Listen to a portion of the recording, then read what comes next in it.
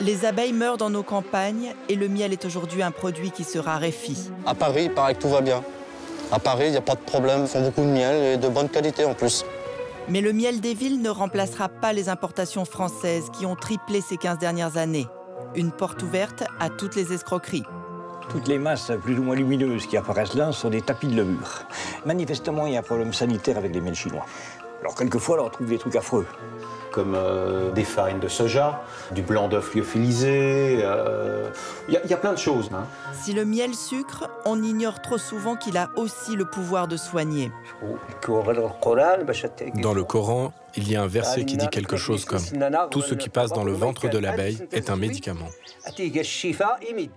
Le miel et les produits de la ruche seront-ils nos antibiotiques de demain? L'infirmière n'avait jamais vu ça de sa vie, parce que le miel avait travaillé à sa place.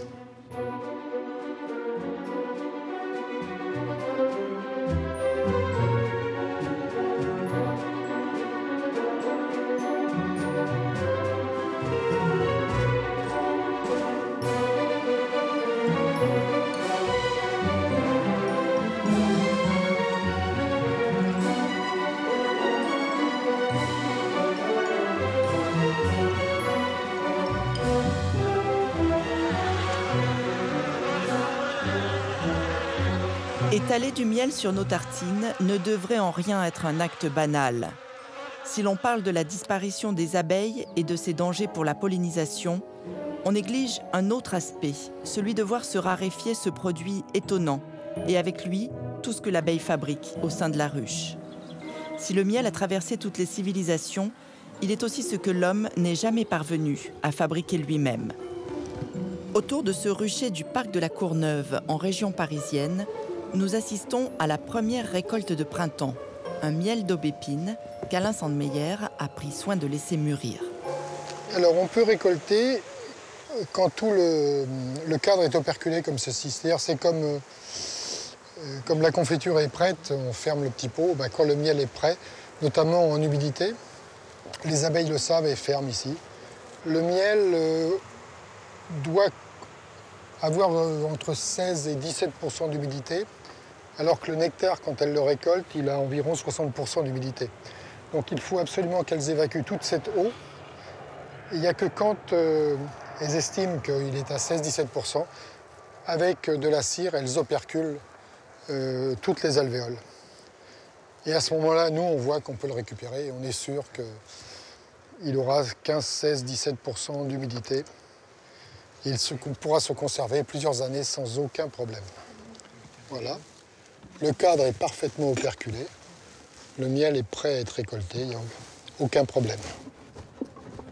C'est la passion et rien d'autre qui a amené Alain Sandmeyer, conservateur du rucher du Luxembourg à Paris, à s'intéresser à l'abeille et surtout au miel qu'elle fabrique.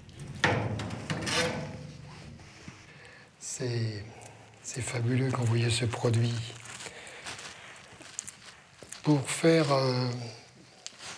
Pour produire 1 kg de miel, les abeilles parcourent environ 40 000 km. On peut imaginer tout le travail qu'il y a derrière et tout le respect qu'on doit avoir pour cet animal.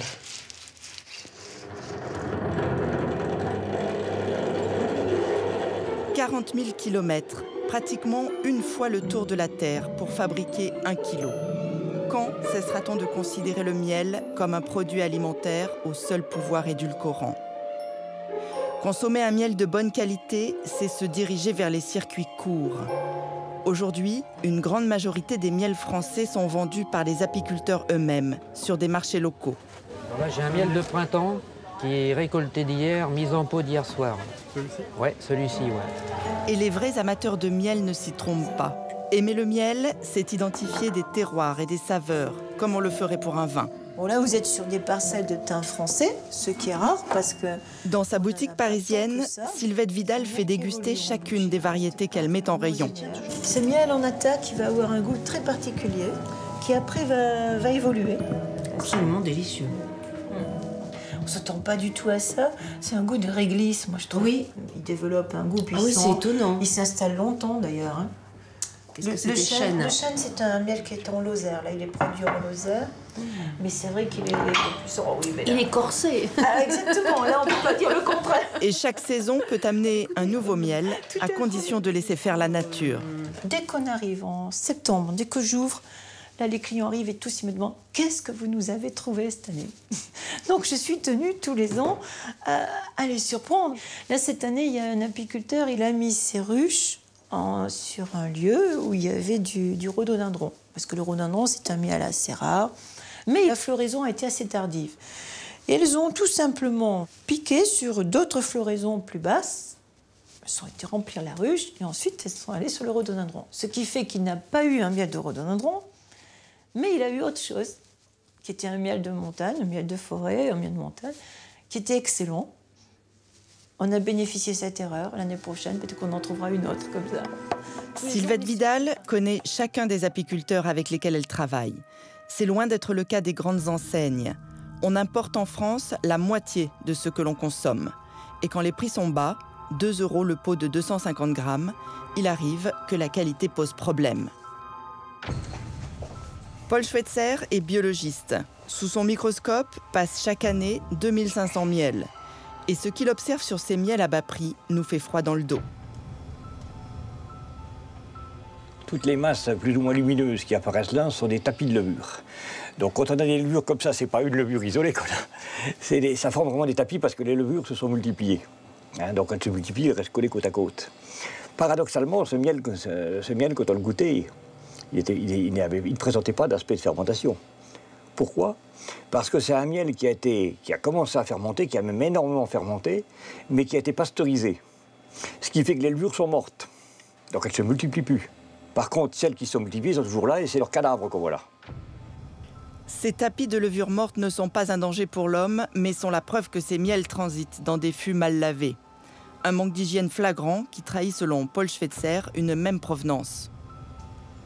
Alors c'est vrai que c'est toujours difficile de montrer du doigt un pays, mais c'est clair et net que tous les miels, ou quasiment tous les miels chinois qui arrivent actuellement sur le marché sont comme ça. Alors, plus ou moins. Il y aura un peu moins de levure, mais ils ont tous, de manière très, très importante, des levures. Il y a un problème, manifestement, il y a un problème sanitaire avec les miels chinois. Et ce n'est pas la première fois que le miel chinois est pointé du doigt. Pendant 2 ans, de 2002 à 2004, il a été interdit de séjour en Europe parce qu'il contenait des résidus de chloramphénicol, un antibiotique cette fois-ci dangereux pour la santé humaine. Actuellement, il y a une partie, les miels chinois donc, sont revenus sur le marché. Ils sont de nouveau autorisés dans l'Union européenne. Ils ne sont pas, je dirais, aussi catastrophiques, du moins à l'image, que ce qu'il y avait quelques années. Mais au niveau des levures, on a toujours la même chose. C'est à tel point que la présence importante de levure dans un miel est une quasi-certitude, c'est une indication d'origine géographique. C'est-à-dire qu'on sait que c'est de la Chine. Plus de la moitié des miels à bas prix vendus en grande distribution sont mélangés à du miel chinois. Le problème, rien n'oblige un distributeur à indiquer leur provenance. Seule mention réglementaire, originaire ou non originaire de la CEE.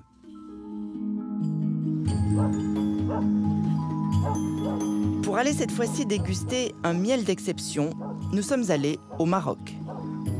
Dans cette vallée du Souss, à près de 100 km au nord-est d'Agadir, on récolte un des meilleurs miels du pays. Et tout est réuni pour ça. Un climat ensoleillé toute l'année, une nature variée, préservée et généreuse.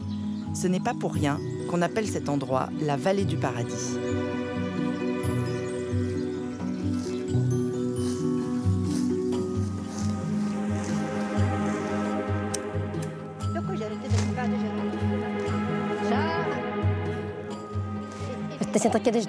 Vous voyez ces coquelicots? Les abeilles les butinent. Et ces fleurs de pissenlit aussi. Ces cactus qui sont en fleurs en ce moment. Voilà tout ce que butinent nos abeilles. On a tout ce qu'il faut ici. On a toutes ces fleurs dans nos montagnes et c'est pour cela qu'on a un miel très pur. Nous, on ne donne pas de sucre en poudre à nos abeilles, contrairement à ce qui se fait ailleurs. Dieu merci. On a tout ce qu'il faut maintenant que la sécheresse est finie.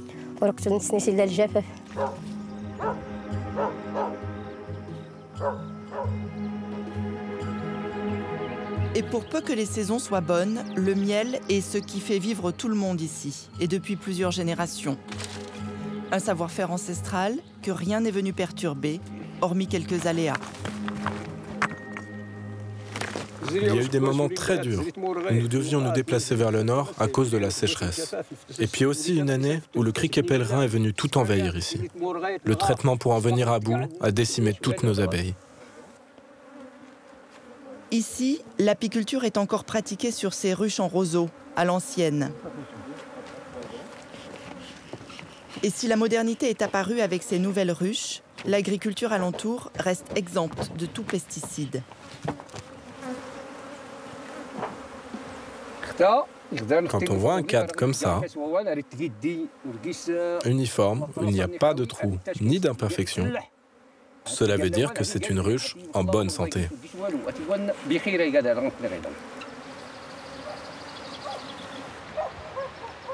Dans ces régions, le miel s'invite dans toutes les cérémonies et les repas de fête. Il est ce qu'on offre en premier aux invités, et dans cette famille, on produit jusqu'à 5 variétés. Ça, c'est du miel de forbe, du miel de thym, et ça, du miel de caroubier. Et ça, c'est de l'huile d'argan.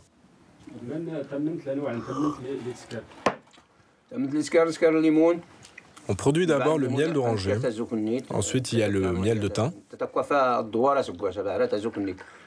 C'est la récolte la plus importante de l'année.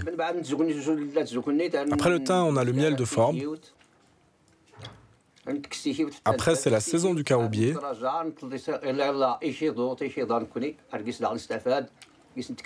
Ça permet à nos abeilles de reprendre des forces. On les élève là le plus longtemps possible. Et à la fin de l'année, on les laisse butiner les fleurs d'amandier. Et parmi toutes ces variétés, c'est le miel de thym à qui l'on consacre une attention particulière. Le miel de thym de la région d'Ida-Outanan, c'est le meilleur du pays. On dit ici que c'est le miel des miels. Il est de très bonne qualité. C'est pour cela que c'est un miel recherché dans tout le Maroc. Et ce miel de thym, que l'on fabrique ici depuis toujours, est un miel qui pourrait devenir rare. Cette rencontre avec ce vieil homme nous a interrogés.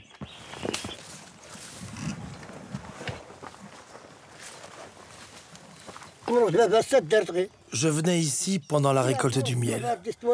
La première cueillette était pour moi. J'en mangeais toute la journée et j'adorais ça. À l'époque, j'avais 15 ans et je venais avec mon père. Ce rucher collectif, le plus grand au monde, est aujourd'hui désaffecté. Il y a 25 ans, il fonctionnait à plein régime et pouvait accueillir jusqu'à 4000 ruches. Il y avait beaucoup de thym et de plantes médicinales. Les abeilles avaient de la nourriture à profusion. La nature était généreuse. J'ai même vu ma grand-mère laver le linge avec du miel. À l'époque, il n'y avait pas de savon ni de détergent. Regarde.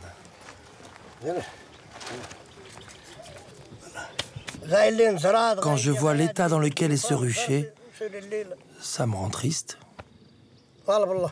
Ouais, Dieu l'a voulu.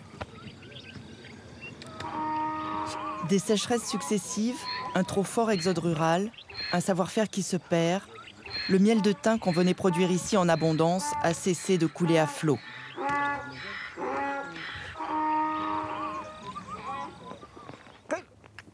Aujourd'hui, au Maroc, on voit même poindre une pénurie sur ce miel de thym. Son prix n'a jamais été aussi élevé et la demande reste forte. Au marché local, les apiculteurs le négocient à 30 € le kilo. Un prix désormais prohibitif pour l'exportation quand on sait que le prix d'un très bon miel en France s'achète aux alentours de 18 €.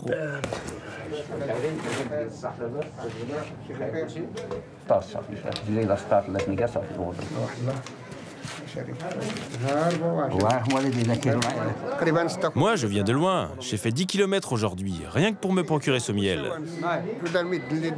Les gens l'achètent même s'il est cher. Quand ils n'ont pas les moyens, ils se débrouillent pour en acheter une petite quantité, mais ils l'achètent.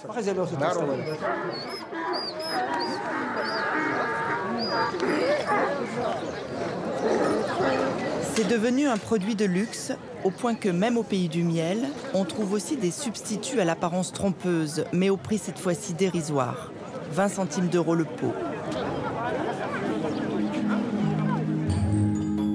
Pourtant ici, personne n'est dupe. Chacun sait que ce miel de thym qu'on appelle le nectar des dieux est un miel à qui l'on confère un caractère sacré et qui renferme bien d'autres vertus.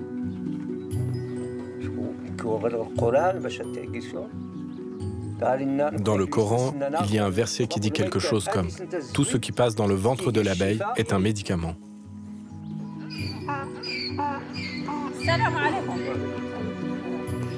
Il est indispensable précisément parce qu'il est utilisé pour ses vertus médicinales. Dans ces régions isolées où souvent la route n'arrive pas, le miel de thym est le médicament de tout le monde et il soigne à peu près tout. Si l'un de nos enfants est malade, qu'il a mal au ventre, on lui donne une cuillère de miel et ça part. Quand quelqu'un a une petite blessure dans l'œil, on met un peu de miel dessus et ça passe.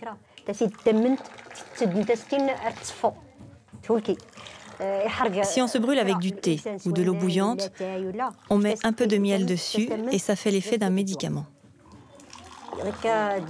Il arrive qu'on mélange aussi ce miel avec des plantes médicinales comme l'armoise blanche, l'origan, la lavande.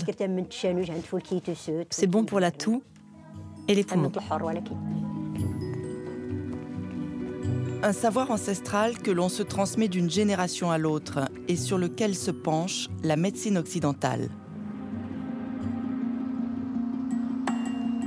En France aussi, on soigne avec le miel.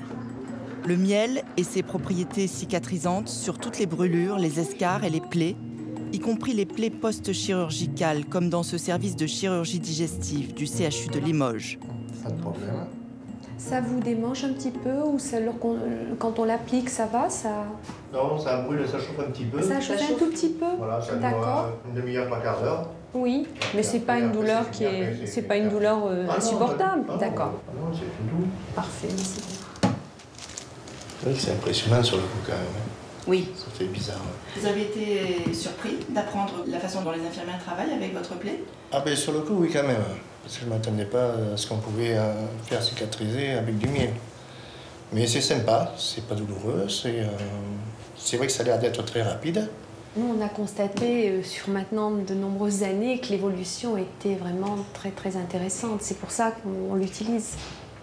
Quand vous dites très intéressante, c'est-à-dire qu'on gagne pratiquement 8 jours.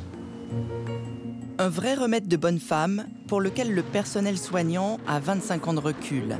À l'origine de cette initiative, l'intuition d'un homme, un pionnier, le professeur Descottes, aujourd'hui décédé. Ça a commencé avec le professeur Descottes qui nous a demandé, c'est dans les années 80, peu de produits, peu de dispositifs médicaux. Nos connaissances sur la cicatrisation étaient, je vais dire, un petit peu, bon, on reproduisait des gestes qui se faisaient, mais on ne comprenait peut-être pas forcément ce qui se passait quand on regarde aujourd'hui ce qu'on sait. Donc il nous a lancé sur cette piste avec le miel et il nous a dit, allez, on part sur une recherche. Et voilà, un noyau dans l'équipe s'est vraiment motivé et passionné pour ce travail parce qu'il y avait le miel, parce qu'il y avait la cicatrisation. Et c'est parti comme ça. Il a en tout cas été miraculeux pour l'alpiniste Antoine Bonfils. S'il peut aujourd'hui marcher, c'est qu'il a instinctivement compris ce que ce produit pouvait lui apporter. Rescapé d'une ascension de l'Everest en 2008, amputé de ses 5 orteils, il a utilisé du miel de thym pour cicatriser sa plaie sous les conseils de ce professeur Descottes. Ma mère avait lu un article dans une revue de santé sur le professeur Descottes et son travail au CHU de Limoges.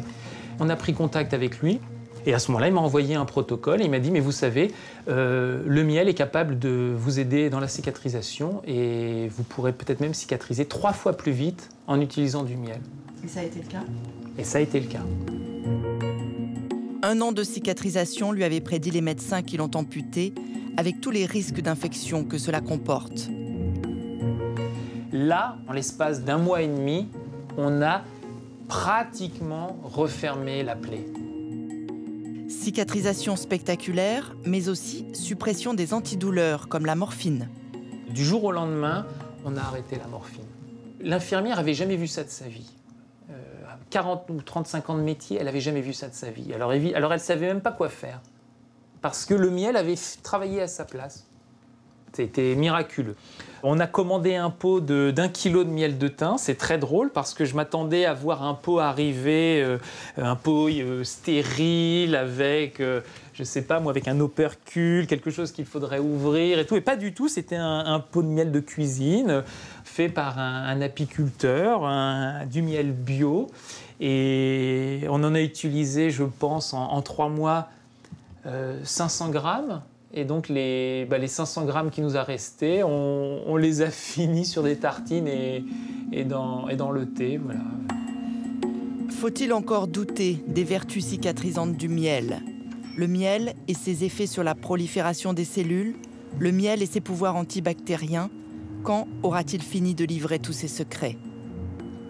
Il se pourrait en tout cas qu'il soit demain vendu en pharmacie. À l'hôpital de Limoges, on travaille à l'élaboration d'un nouveau prototype, un miel médicalisé et stérile, proposé en tube. Voilà, un tube de miel qui a été conditionné par le laboratoire.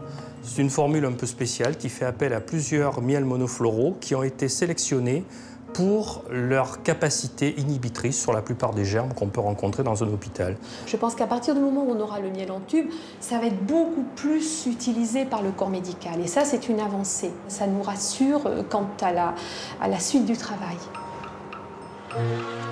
C'est désormais l'enjeu de l'apithérapie ou comment se soigner avec les produits de la ruche, c'est-à-dire le miel, mais aussi les autres produits que l'abeille fabrique, le pollen, la gelée royale, la propolis. Françoise Sauvager, docteur en pharmacie, aujourd'hui à la retraite. T'as pas vu la reine? La propolis, elle y est pour ainsi dire tombée dedans, il y a 30 ans, depuis qu'elle y a consacré une thèse de fin d'études sur ses propriétés antivirales, notamment sur l'herpès. C'est le médicament qu'elle utilise en première intention pour plein d'affections. C'est au fond de son jardin, situé dans la banlieue de Rennes, où elle a installé une vingtaine de ruches, qu'elle se la procure. Alors, la propolis, c'est cette substance résineuse que vous voyez sur le tissu, qui est déposée sur les cadres au printemps. Et les abeilles qui ont horreur des petits trous vont donc propoliser, elles vont boucher les trous. C'est aussi leur médicament parce qu'en fait, elles l'utilisent pour tout un tas de choses. Pour éventuellement embaumer les cadavres des grosses... des intrus qui rentrent, par exemple des grosses masses comme des mulots, des limaces, des souris, des lézards qui peuvent rentrer dans la ruche. Ils sont tués par le venin, mais pour éviter la putréfaction liée à la présence des germes intestinaux, elle recouvre complètement de propolis et c'est complètement aseptisé. Et c'est comme les Égyptiens qui utilisaient cette propolis pour momifier les corps, les abeilles utilisent la propolis pour momifier les intrus qui sont rentrés dans la ruche.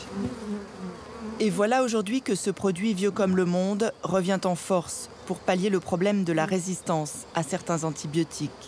Effectivement, dès la fin du 19e, début 20e, fin 19e surtout, lorsque les synthèses chimiques sont apparues, on a eu tendance à oublier ces produits-là d'origine naturelle. Mais maintenant, avec le problème des germes hyper résistants suite à l'utilisation mauvaise qu'on a des antibiotiques, on a sélectionné des mutants qui du coup résistent à tout, pratiquement tous les antibiotiques. Par exemple le staphylocoque doré, qui est dit méticillino-résistant, il est souvent résistant à plein d'antibiotiques, plusieurs familles d'antibiotiques, et même à la vancomycine qui était l'antistaphylococcique majeur il y a encore 20 ans, 15 ans. Et maintenant on se retrouve avec des germes résistants à tout. Et dans ce cas-là, la propolis en particulier est une réponse efficace. Et c'est sans compter ses applications en cancérologie. Propolis et chimiothérapie font l'objet aujourd'hui dans le monde médical de nombreuses études cliniques. Patrice Percy-Dussert, près d'Agen, vend de la propolis. Il est en lien avec des oncologues français pour faire avancer la cause de ce produit trop longtemps tombé dans l'oubli. Mais lui, c'est surtout un autre produit de la ruche qu'il explore depuis 15 ans. Ancien apiculteur, c'est aujourd'hui un négociant, mais c'est aussi le plus grand spécialiste du pollen, ou plutôt des pollens, car son travail, c'est d'avoir dissocié les vertus pour la santé de chacun d'entre eux. Il rentre tout juste d'Andalousie, où il est allé en chercher un qu'il ne trouve pas en France, le pollen d'une fleur qu'on appelle le cyste. Donc ce sont des images qui ne sont pas faciles à prendre, parce que l'abeille, c'est un animal qui est très, très mobile sur les fleurs. Sur ces images qu'il a filmées lui-même, ces petites pelotes issues du pollen des fleurs que l'abeille récolte avec ses pattes arrière et ramène à la ruche pour nourrir la colonie, renferment une richesse nutritionnelle exceptionnelle. Dans le pollen, vous avez ce qu'il y a dans les fruits et des légumes, mais à des concentrations qui sont colossales. Par exemple, dans une cuillère à soupe de pollen de cyste, 15 grammes, vous avez 40% de l'apport journalier en vitamine E. Donc, la vitamine E, c'est une vitamine, la population française est en moyenne carencée de 30% de l'apport journalier recommandé. Donc une cuillère à soupe, ça pourrait pallier à cette carence. Mais ça apporte aussi des polyphénols. On parle des polyphénols, par exemple, du vin rouge. Mais vous prenez du pollen de châtaignier et il va apporter dans une cuillère à soupe autant de polyphénols que dans 4 ou 5 litres de vin rouge ou de thé vert. C'est la richesse nutritionnelle, le pollen. Et son credo, c'est de dire qu'il faut consommer le pollen frais, afin que celui-ci garde toutes ses vertus. Il a ainsi breveté un procédé de congélation et de mise sous azote qui lui permet d'en distribuer plus de 50 tonnes chaque année dans des magasins de vente au détail.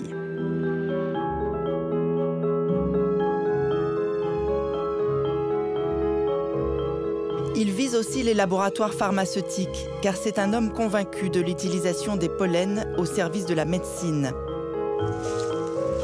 Je vais couper une petite branche.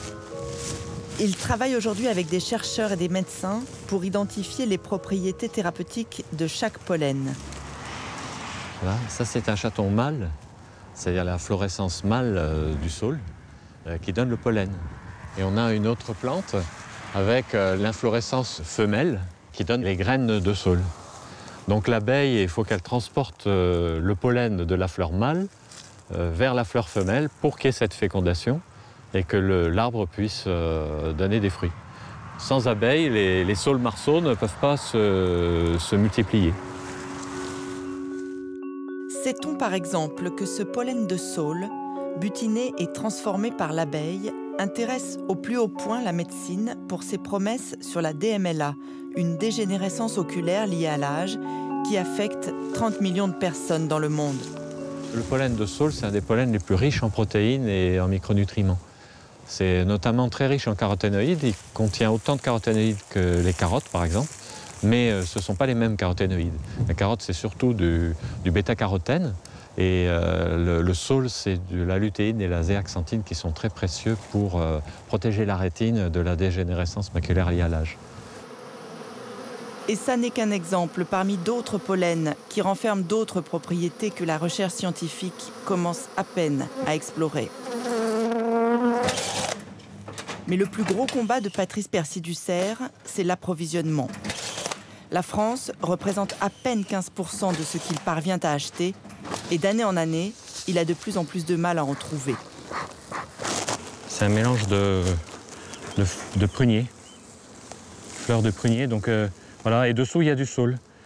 C'est-à-dire que les abeilles sont passées du saule au prunier. Là, c'est récolté tous les 4 jours, donc là, les 2 tiroirs, on a ramassé 500 grammes. Il a pour mission cette année d'en trouver 20 tonnes s'il veut maintenir son entreprise et ses 16 employés. Et c'est avec la Roumanie qu'il négocie, un pays où il est sûr de se fournir en pollen bio. La Roumanie, c'est le pays d'Europe où il y a le moins de pertes d'abeilles, où les abeilles sont en pleine santé. Il y a des régions entières comme la Transylvanie, les Carpates, qui n'utilisent aucun pesticide, quasiment aucun pesticide, parce que c'est une petite agriculture vivrière. Et ils n'ont pas les moyens très pauvres, et ils n'ont pas les moyens d'acheter des pesticides. Ils se débrouillent sans, comme on faisait il y a 2 siècles en France. Il téléphone ce matin à sa collaboratrice qui est sur place. Bonjour Frédéric. Bonjour allez-vous? Eh bien, ça va, ça va. Il est un peu inquiet car rien n'est joué d'avance. L'année dernière, il a eu un gros souci avec un fournisseur roumain. Il fait bon comme tout, donc c'est très bien. À quel stade en sont les saules là-bas? Les sols, alors bon, ça dépend des régions, mais ça commence à fleurir, mais voilà, ça va vraiment exploser dans une semaine, pas avant. Non, vraiment, je ne suis pas inquiète sur les quantités que nous devrions avoir. On va pouvoir couvrir nos besoins sans aucun problème. Génial. Donc vraiment, ce partenariat a vraiment fait un grand succès, quoi, un grand succès, très bonne écoute. Je suis bien rassuré parce que j'étais assez angoissé pour ça. Ouais, mais non, vraiment, les nouvelles sont bonnes. Sur les 2 apiculteurs que nous avons rencontrés avant, les 2 nous ont donné de nouveaux contacts. Donc, on dort mieux le soir. Oui, moi aussi, je vais mieux dormir. Hein. Écoutez, bon courage et puis à vendredi. Merci beaucoup, à vendredi. Au revoir. Au revoir, au revoir. Vous avez l'air... Ça soulève l'émotion parce que... C'est une carte majeure pour l'entreprise. Ça représente le tiers de nos achats. Si on les rate, on est foutu. Le tiers des achats. Vous vous rendez compte? Mais une société comme ça, il reste 5, 6, 7% de bénéfices à la fin de l'année. Et si on n'a pas le pollen à vendre, on a les frais qui continuent à courir. Et c'est très fragile, vous comprenez? Voilà, c'est ça. Donc c'est tous les jours de la bagarre comme ça, et c'est difficile. Patrice Percy-Ducerre parviendra malgré tout à acheter cette année 18 tonnes en Roumanie. Le pollen français deviendrait-il lui aussi un produit rare? C'est déjà le cas pour la gelée royale, ce concentré de vitamines et d'acides aminés qui aurait un effet booster sur notre santé. Au sein de la ruche, la reine seule s'en nourrit et c'est ce régime exclusif qui lui confère une longévité 40 fois supérieure à celle des abeilles ouvrières. C'est dire le pouvoir de cette substance. Seule une poignée d'apiculteurs ont choisi d'en produire, comme Rémi Pellissier, que nous sommes allés rencontrer dans le Cher. La production nationale couvre 2% à peine de notre consommation. Là, vous voyez, j'ai beaucoup de chance. J'ai cherché la reine et je la trouve sur le premier cadre.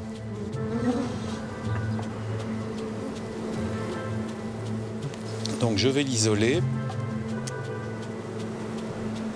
Donc je vais la reposer de ce côté-là. Produire de la gelée royale, c'est entamer un jeu de cache-cache avec les abeilles. C'est leur faire croire qu'il n'y a plus de reines dans la ruche pour les obliger à nourrir pendant 3 jours de nouvelles larves qui viendront la remplacer. 3 jours, c'est le moment optimum. Si on attend une journée de plus, on récoltera une larve énorme qu'on aura consommé toute la gelée royale. Mais on n'aura plus de gelée royale. Voilà, c'est à 3 jours précisément que le cycle est optimum pour nous. Récolter les larves, les greffer dans chaque alvéole pour les replacer dans la ruche, en extraire une petite quantité à chaque fois, une succession de manipulations extrêmement méticuleuses qui en fait un produit très coûteux en main-d'œuvre. C'est la raison pour laquelle elle est importée en masse de la Chine. La gelée royale, c'est principalement du temps. Et bon, on le sait, pour tous les produits manufacturés, faits en Chine ou ailleurs, maintenant, il n'y a pas qu'en Chine, mais c'est le coût de la main-d'œuvre qui change complètement le coût du produit, qui doit être autour de 30 fois inférieur au nôtre. Nous sommes donc allés rencontrer le plus gros importateur français de gelée royale. Il se trouve qu'il est aussi le plus gros négociant de miel et de ses dérivés.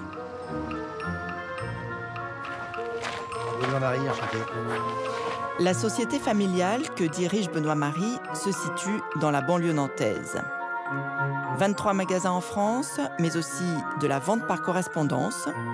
Et depuis peu, un tout nouveau business, les produits de la ruche déclinés en version spa, avec massage et tout et tout. La gelée royale, il sait la fabriquer. Il a d'ailleurs quelques ruches témoins, juste pour les visiteurs. S'il a choisi de ne plus en faire, c'est pour se consacrer entièrement à la production de miel. Les variétés d'abeilles qui sont bonnes pour la gelée royale, ne sont pas automatiquement les meilleurs pour la production de miel. On peut difficilement associer une performance en production de miel et une production de gelée royale. Aujourd'hui, toute la gelée royale vendue par sa société vient de Chine. Une question de coût, même si l'homme d'affaires ne tient pas à rentrer dans les détails. Famille Marie, il en écoule combien chaque année de gelée royale? Quelques tonnes. Voilà. Quelques tonnes, ça veut dire combien de tonnes? C'est confidentiel.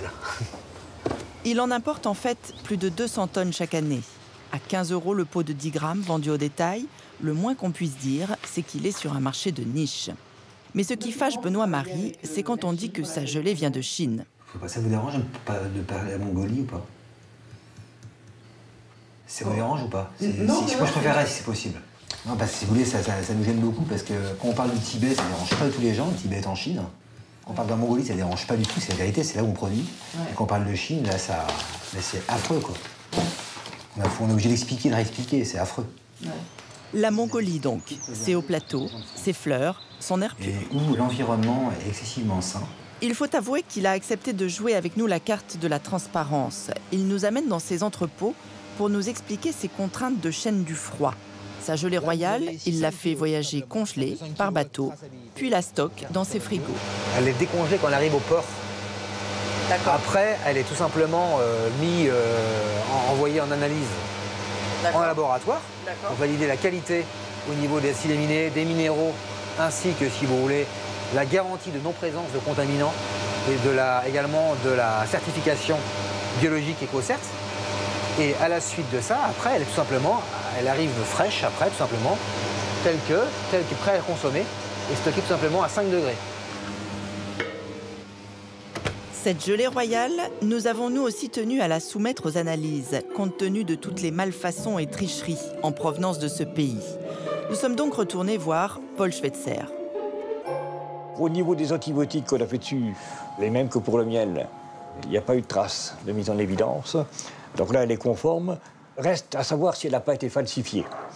Alors, un des problèmes, une des façons les plus simples pour falsifier de la gelée royale, c'est de rajouter du miel dedans. Comme la valeur marchande des deux produits est très différente, même en ajoutant 10-20% de miel dans une gelée royale, je dirais que l'affaire est juteuse sur des quantités.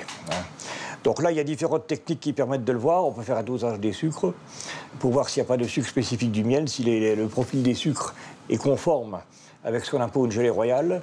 Donc là, il n'y a pas d'anomalie qui a été observée. C'est une gelée royale conforme avec ce qui est annoncé. Il n'y a pas de signe de mauvaise qualité. Il y a des gelées royales chinoises qui peuvent être très bien, apparemment c'est le cas de celle-là, il faut le dire. Hein. Il y en a d'autres où c'est catastrophique, où on sait qu'il y a de la falsification. Ça existe aussi. Et c'est ce que dénonce Rémi Pellissier, lui qui a créé avec ses collègues une appellation gelée royale française avec des normes très strictes. Nourrir ses abeilles avec le pollen et le nectar des fleurs et rien d'autre. Il tire à boulet rouge sur ces gelées d'importation. Ils mettent rien dans la gelée. Enfin, j'espère, pas à ma connaissance. C'est surtout au niveau du suivi des colonies, des ruches, où il peut y avoir, je dis bien il peut y avoir, pas systématiquement, mais dans certains cas de figure, quand la nature n'est pas là pour amener les éléments nécessaires aux abeilles pour la sécrétion de la gelée royale, ils peuvent amener des produits que nous, on s'interdit d'amener pour remplacer le nectar et le pollen. Du style ? Du style pour le pollen, on peut le remplacer par la levure de bière, on peut le remplacer par des farines, donc ce qui est le plus employé là-bas, c'est des farines de soja, potentiellement transgéniques. Voilà, des produits comme ça, des produits comme du blanc d'œuf lyophilisé. Il y a plein de choses, hein. L'imagination et le potentiel est très très large. Hein. Laissera-t-on ces succès d'années de gelée royale envahir encore longtemps le marché ? Qui prendra conscience que le miel et les produits de la ruche sont des denrées nobles qu'il faut réhabiliter ? Pour le miel aussi, les importations ne cessent de grimper. On a perdu en France 15 000 apiculteurs ces 15 dernières années. Et pour ce qui reste, la récolte fait souvent défaut.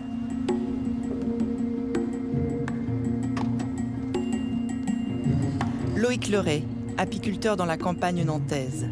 les pesticides déversés dans les champs qui entourent son rucher font qu'il est devenu aujourd'hui l'infirmier de ses abeilles et accessoirement un producteur de miel.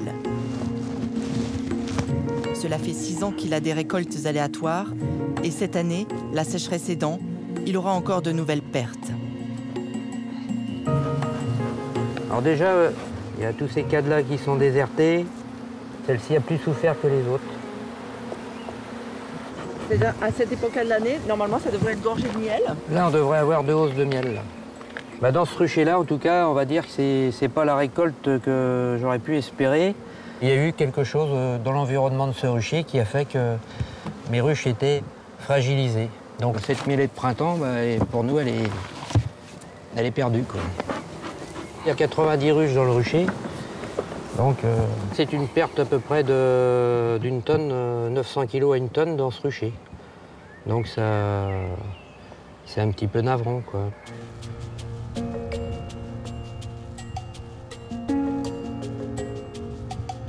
Un constat qui a amené Loïc Leray à repenser son activité d'apiculteur loin des campagnes.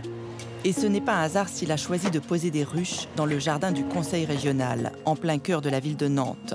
Une façon pour lui de s'allier le monde politique. Et surprise, on découvre des hausses gorgées de miel. Bondées d'abeilles. Voilà, c'est signe de bonne santé. Hein. Magnifique en bas. C'est la récompense pour nous, ça. C'est super. C'est une joie renouvelée année après année de voir les ruches au printemps comme ça qui partent. Et c'est le signe effectivement de l'abondance, voire de la surabondance, quoi, quand c'est comme aujourd'hui. Et c'est d'autant plus pour ça quand les ruches effectivement meurent que ça fait vraiment mal au cœur.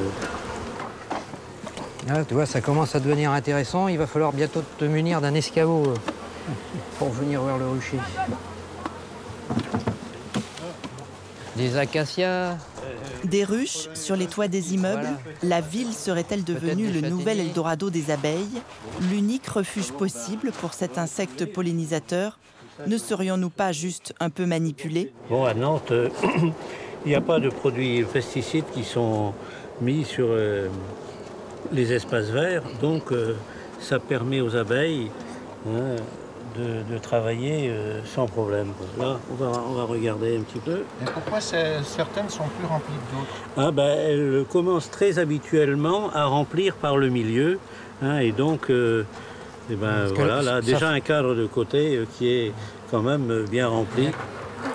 Voilà, ouais, je retrouve les sensations que j'avais, c'est-à-dire avec de belles colonies. Pas le souci d'arriver dans le rucher en se disant qu'est-ce que je vais trouver. Des abeilles mortes devant la ruche, une colonie affaiblie comme dans le rucher qu'on a pu voir précédemment.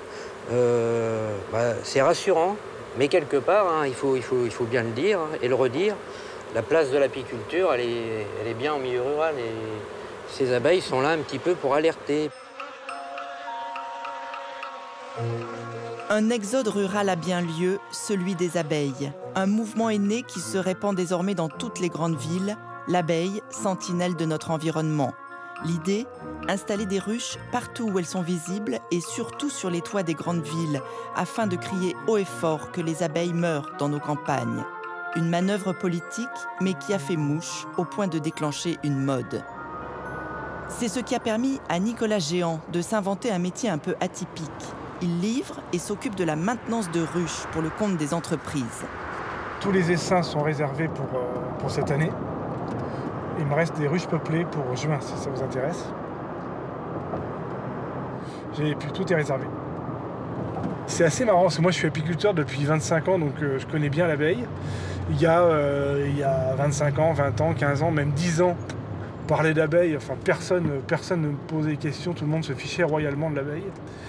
Et tout a basculé il y a 5 ans, il y a même pas maintenant, il y a 3-4 ans, où là on est devenus des gens écologiques, fabuleux. Je passe la moitié de mes dîners à être bombardé de questions sur les abeilles. Donc c'est assez étonnant. L'abeille est devenue à mode depuis à peu près 3-4 ans. Alors qu'avant, jamais on ne parlait... Vous voyez, tout ça c'est les acacias encore. Tout le long c'est les acacias. Et là, ils sont en pleine fleur. Là. Les grappes blanches qu'on voit, c'est les fleurs d'acacia. Bon, il est en fleur depuis seulement 2 jours, hein, donc ça commence. Vous voyez là aussi, là à droite, là. Donc là, les filles, ils vont se régaler. Là. Regardez là, tout ça. Et si on regarde bien, c'est très étonnant, Paris est très vert. Mais comme toutes les grandes villes, hein, et encore, on est beaucoup moins vert que des villes comme Berlin ou Londres. Hein.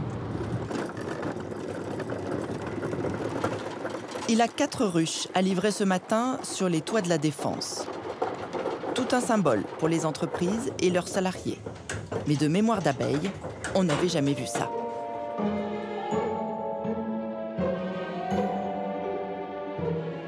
Elles vont être très bien là. Elles n'auront pas le soleil du matin, mais après elles auront tout le soleil jusqu'en fin de journée. Elles seront très très bien. Et on enchaîne, cette fois-ci à Montreuil. Monsieur Géant, bonjour. Monsieur Géant, bonjour. Vos 2 ruches. Content de vous accueillir, on va aller voir. L'apiculture urbaine, parfois un sport d'endurance. Voilà pour la première. Et voilà. Ça vous convient, l'emplacement? On recule un peu, on avance, on resserre. C'est vous qui nous dites maintenant. Hein. Moi, là, on sait qu'on est dans la partie qui leur sera réservée. On va se reculer un peu, je vais ouvrir. Ok, d'accord. Qu'on puisse les libérer. Donc là, elles vont sortir, elles vont faire 3 tours autour de la ruche pour se rebooter entre guillemets le GPS, voir par rapport aux rayons du soleil où elles sont situées, et après elles vont pouvoir partir travailler. Chercher nectar et pollen. Et là, il y a combien d'abeilles dans Là, il y en a environ 40-50 000. 40-50 000 abeilles, il y a une reine, et là en ce moment, il y a à peu près 1500 à 2000 mâles. C'est ce qu'on appelle les faux bourdons. D'accord. Et eux ne travaillent pas, si Si, ils travaillent. Ils travaillent et ah oui, d'accord, aussi. Ils travaillent, leur métier est de féconder les reines. C'est un joli métier. Quelle chance. Ah oui. Il ne faut pas que ce soit trop vanté non plus, non? Non, ça, les abeilles n'aiment pas le vent. Mais là, on va être bien abrité, hein, donc il n'y a pas de souci. Un moyen aussi pour l'entreprise d'obtenir le fameux label bâtiment HQE, haute qualité environnementale. Il y avait parmi les critères l'installation de ruches. Et j'ai trouvé ça tout à fait, moi, sympathique et tout à fait naturel. Donc je trouvais que ça faisait partie de tout un ensemble. Et ça fait encore plus parler, bien évidemment, que la suppression d'une imprimante sur 2. Parce que ça ennuie tout le monde. Alors que là, les ruches, tout le monde a été un peu surpris.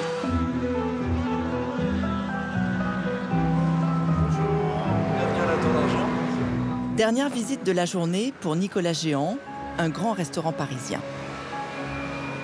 Il y a posé 6 ruches qui, depuis 4 ans déjà, produisent le miel maison, le seul proposé sur la carte. Cette année encore, il n'est pas inquiet pour la prochaine récolte. Ça bouge bien, là. Belle activité.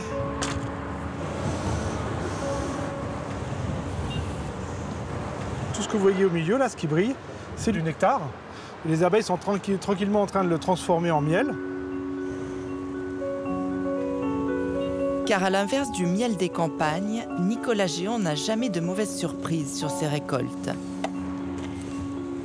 La quantité est souvent au rendez-vous.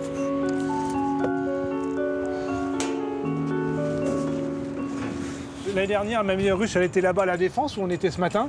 Elle a produit à peine 100 kg, elle a produit 80 ou 90 kg. Bon, mais c'était la meilleure ruche à cet endroit-là, à ce moment-là. Cette année, elle sera peut-être ici, mais elle sera peut-être à Montreuil, où on était ce matin, qui est juste là-bas, ou elle sera peut-être, je ne sais pas, on va voir.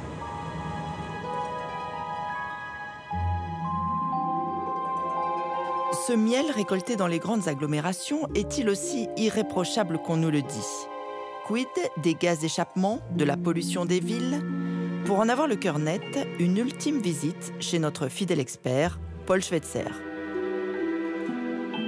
On a recherché donc la présence de polluants type métaux lourds, l'arsenic, le cadmium, le plomb et le mercure.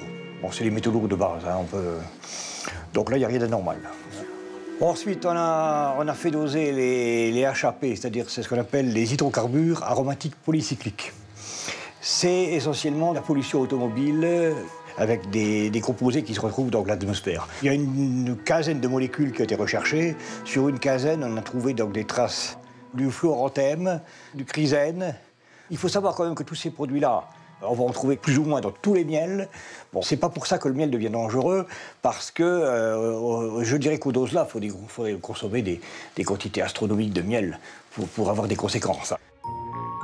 Si l'abeille supporte mieux la pollution des rues que les pesticides dans nos campagnes, le miel des villes deviendra-t-il celui que l'on consommera à défaut de tous les autres? À un vol d'abeilles au nord de Paris, Aubervilliers. La ville tient le haut du pavé avec ses 6 ruches. L'an passé, elle a récolté 350 kilos et cette année encore, dans cette piscine municipale, le miel du cru s'invite à la fête. Et voilà, je suis à quelque part dans la prairie. Elle se décolle bien. Une occasion de plus pour Henri Clément, apiculteur dans l'Hérault, d'éveiller les consciences, de faire du lobbying auprès des élus. Et vous êtes maire d'Aubervilliers, vous êtes député aussi?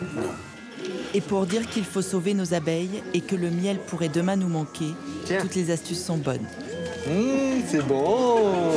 On a une telle fragilisation de la vitalité des colonies d'abeilles, une telle surmortalité, que partout dans le monde, les productions ne suivent plus.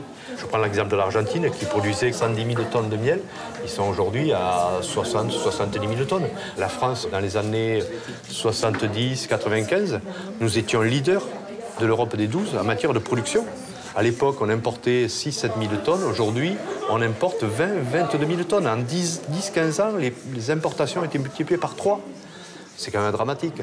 Alors, effectivement, je crois que le miel va devenir une denrée rare.